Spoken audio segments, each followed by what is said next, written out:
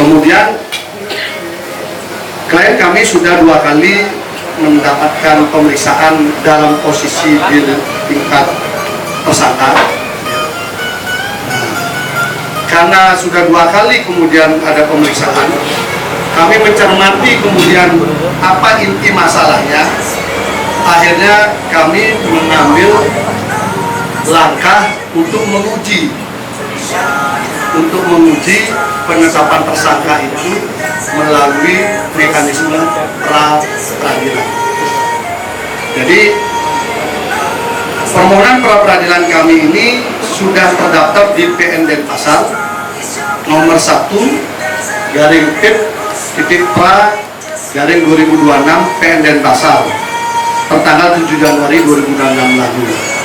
Dan tadi ini barang masih hangat sekali, sudah muncul jadwal sidangnya tanggal 23 Januari. Jadi tanggal 23 Januari mekanisme tahapan uji apakah penetapan tersangka yang dilakukan oleh Polda Bali itu tepat, benar, presisi, profesional, atau emosional, ngawur, dan tidak sesuai dengan bangun hukum yang berlaku di Indonesia. Jadi tentu di situ diuji. Itu yang pertama. Nah, terkait hal itu, maka klien kami tetap akan menghormati semua proses hukum. Terbukti dengan beliau hadir 2 kali di dalam proses pemeriksaan.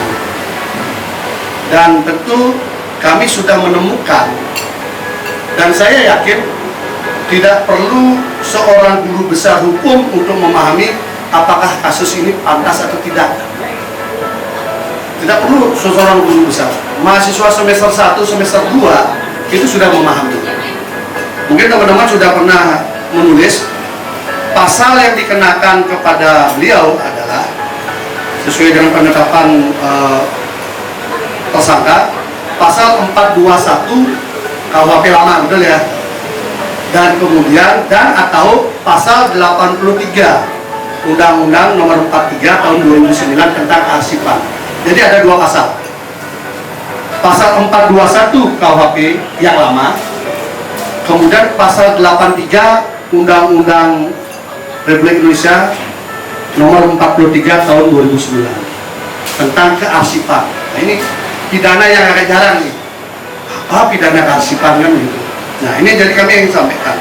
Kenapa kami mengajukan pra-peradilan ini? Karena kami menganggap penetapan tersangka tersebut menggunakan pasal yang sudah tidak berlaku di Republik ini.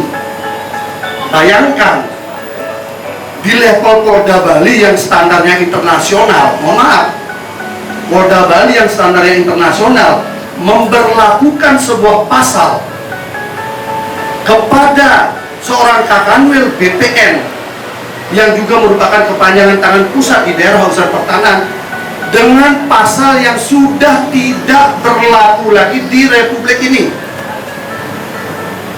Saya ulang, pasal yang sudah tidak berlaku lagi di Republik ini. Pasal itu adalah pasal 421 KUHP. Ya. Pasal 421 KUHP itu, tadi teman-teman sudah banyak mengutip dan sebagainya.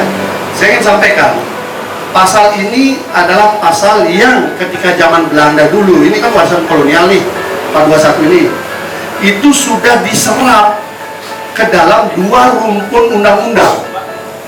Undang-undang pertama adalah Undang-Undang Nomor 30 Tahun 2014 tentang administrasi pemerintahan.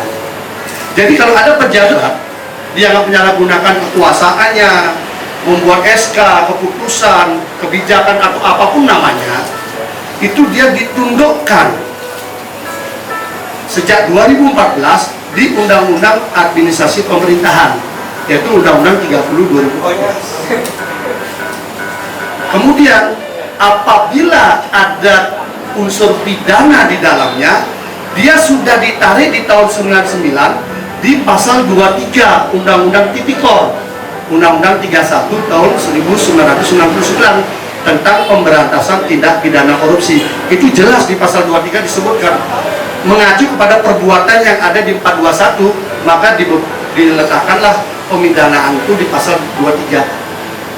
Itu. Sehingga pengenaan pasal 421 ini adalah pengenaan pasal yang sudah tidak berlaku.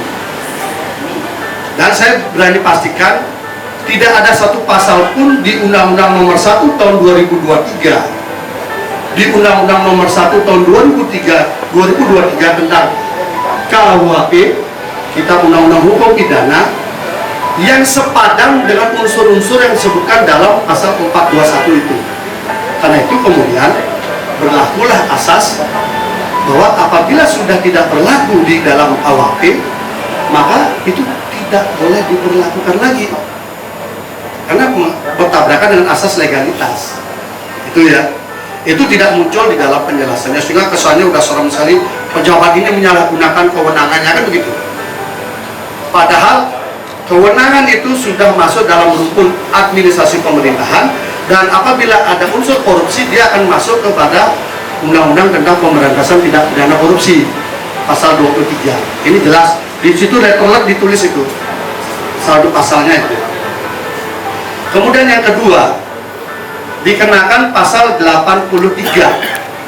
Ya betul ya, pasal 83 Undang-Undang Nomor 43 Tahun 2009. Nah, di situ disebutkan setiap orang yang dengan sengaja tidak menjaga keutuhan, keamanan, dan keselamatan aset negara yang terjaga untuk kepentingan negara sebagaimana dimaksud dalam pasal 42 ayat 3 dipidana dengan pidana penjara paling lama 1 tahun atau denda 25 juta.